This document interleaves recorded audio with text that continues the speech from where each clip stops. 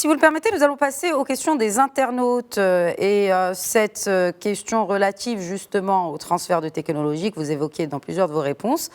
Alors, la question dit, elle est de M. Elhadji. Dans divers accords de coopération entamés par le Maroc, on remarque la marginalisation du transfert de la technologie. Qu'en est-il des nouveaux accords entre la Chine et le Maroc?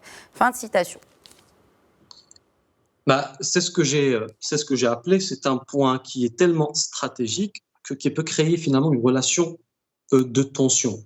Rappelons-le que la Chine a pu effectivement passer de sa place d'usine du monde à finalement un pays qui peut rivaliser avec les pays développés en termes d'innovation.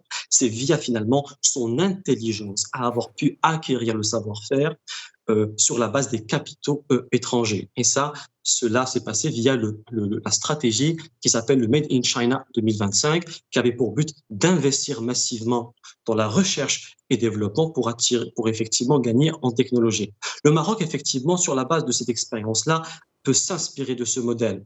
Donc, ça peut se faire sur plusieurs étapes.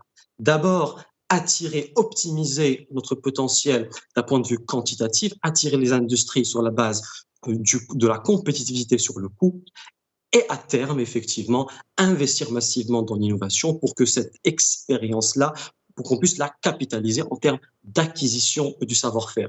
Nous ne devons pas attirer l'investissement que pour la création d'emplois.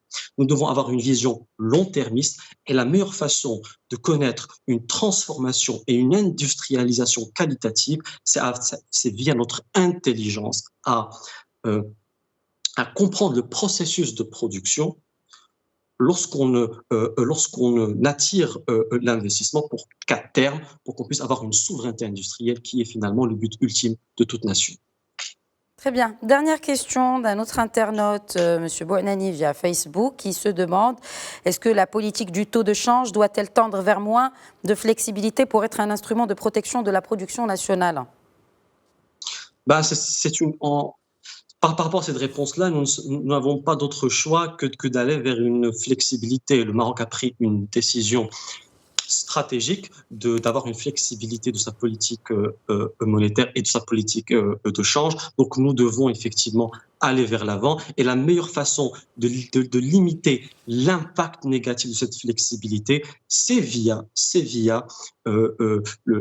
l'attractivité des IDE, l'industrialisation massive, l'attractivité des touristes. Et donc, nous n'avons pas d'autre choix que de sauver effectivement notre souveraineté monétaire via cette multiplication de la stratégie d'industrialisation qui doit être une réussite pour qu'on puisse effectivement avoir une monnaie forte tant par rapport à notre export marocain.